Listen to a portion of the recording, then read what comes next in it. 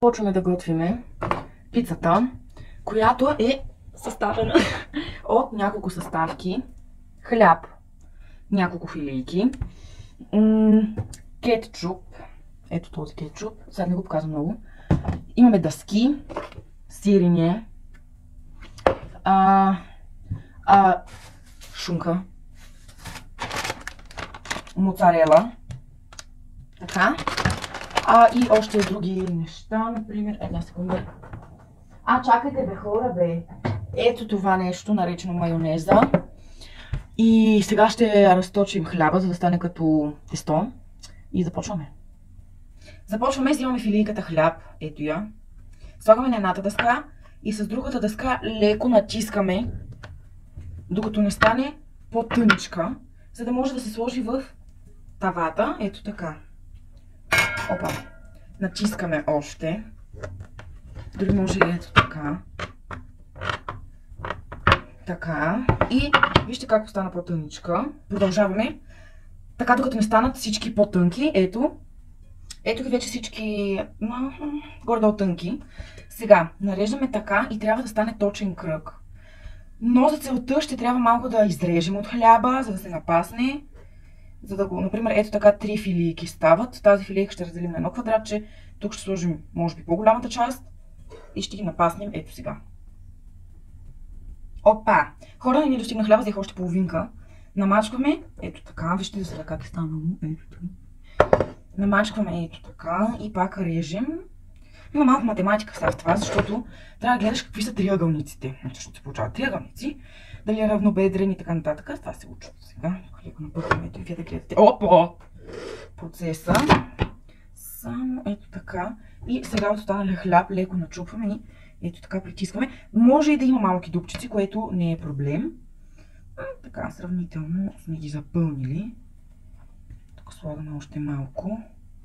И сега хубаво, повтарям, хубаво, ето, с двете ръце натискаме.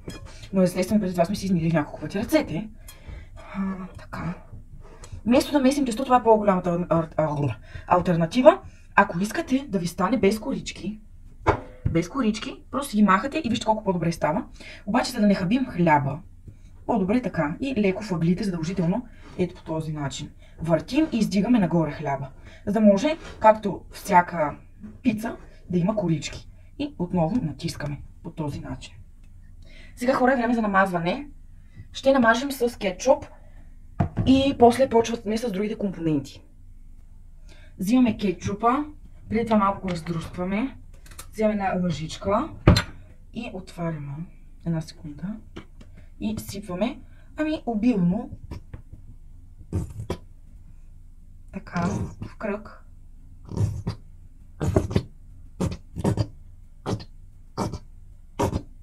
Малко звуци става кетчупа, но... Опа! Така, сега стига толкова. Взимаме лъжицата и размазваме. Ето по този начин. Тук пак, ако има някакви крайчета, си ги загъваме. Като да стане като доматен сос. Това е много лесна пица. Почти всеки в нашето време има кетчуп от тях. Няма значение хубав, на Хейнс, не на Хейнс. Няма значение какъв е. Хубаво ето така обилничко. Може да сложим малко лютеница. В моя случай ще проверя сега дали има. Нямаме лютеница, така си остава. Сега оставаме малко на въздух. И през това време ще нарежем съставките за пицата. Така, шунката. Махаме от пакетчето. Иди. Аз по принцип не обичам много колбаси. И 3 парченца. Опа. Мисля, че ще са достатъчни. Аз естествено ще ги направя на купчета. Или на филийки, да видим. Може би ще ги направя на ето така. Ето по този начин е най-лесно. 3 в 1 се режат. Защото вижте и тричките. Малко падат. Това не сте го видяли. Падат. Ама няма нищо. Поне хубаво, че моцарелата или кашкавала в моят случай е нарязана. Друг съвет, който ще ви дам е, ето го, готово е, само ще вземем другата дъска.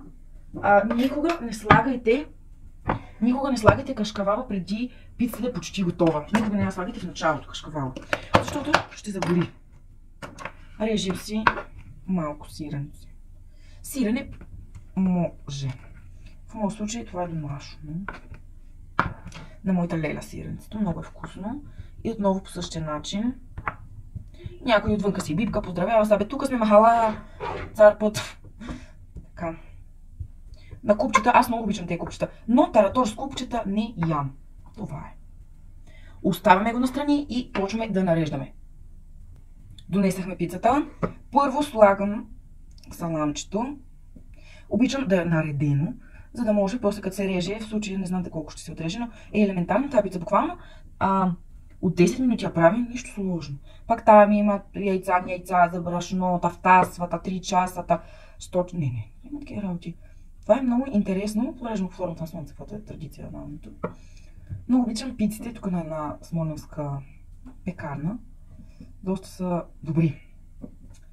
Опа. Между другото, хора с късми с едната гривна са много тъжни. Но друг въпрос. Така, това е за сега. Сега сирецето си го поръсваме. Ето така. Гледаме да има навсякъде. Също слагаме и една подправка. Сега ще ви го покажа, само да ги сложа.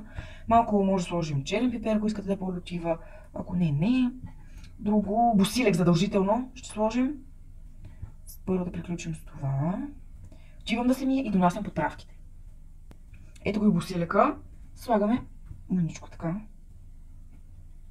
Ще е добре, ако имате пресен босилек. Но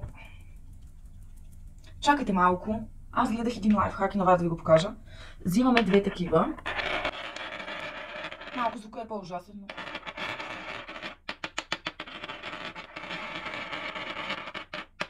Абе, не помага, бе! Уф, ма! Абе, ръси го ти, както знаеш.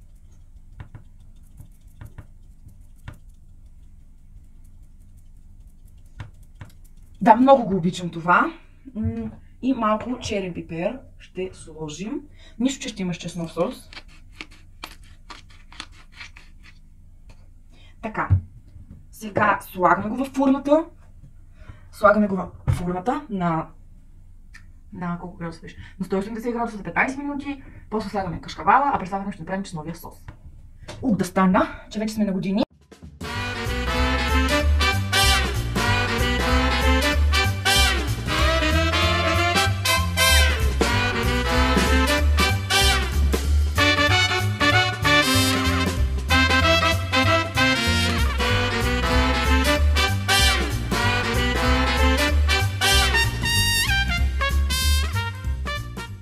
Почваме да правим чесновия сос. Взимаме една купичка, една виличка, малко майонезка, кисело мляко. Аз съм тук. И сега слагаме, това е киселото млеко. Мляко, как му викате. Така. Слагаме малко. Така. Бъркаме.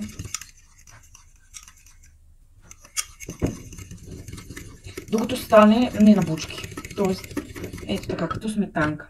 Сега се отваряме това мляко и го ставаме на страна. Взимаме майонезата и не я отваряме. И аз обичам с повече мляко. Не с повече майонеза. 3 вилички и лъжички майонеза са ни достатъчни. Отново бъркаме. Докато не стане хомогенна смес. Бъркаме. Така. И това настрани. Опа, пицата. Още малко.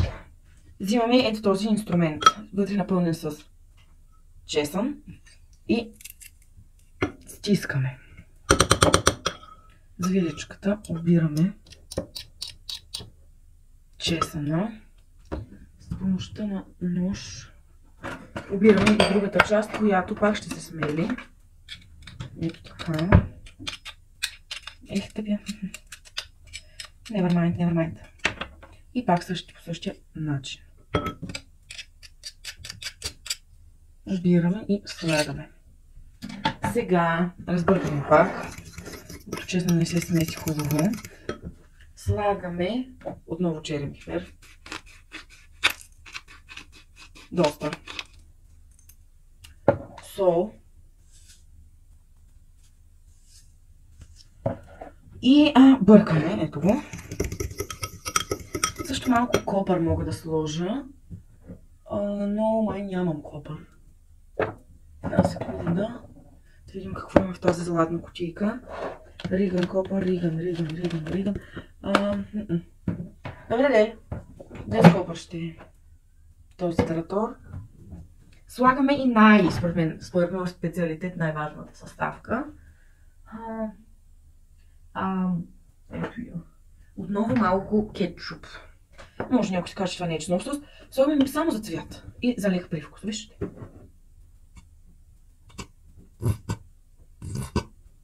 Толкова малко. Това беше. И разбъркваме, за да може да стане като за пица.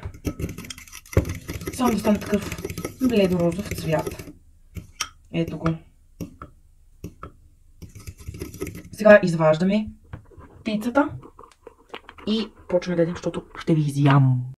Тук сме вече с пицата ни. Найс! Ето е много вкусна. Сега отивам да взема един нож. Колкото нож ви искате. Ето го. Сега ще отрежем парче и да видим как се е получила самата пица. Отрязахме едно малко парченце. Ето го. Сега е време да го пробваме.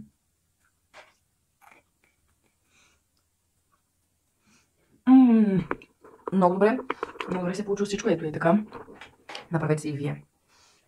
Това беше от мен. Оставете един лайк, абонирайте се. Гледайте още такива рецепти, които ще има. И както преди ви казах, понеделник влог, вторник гейминг. Чао и до нови срещи!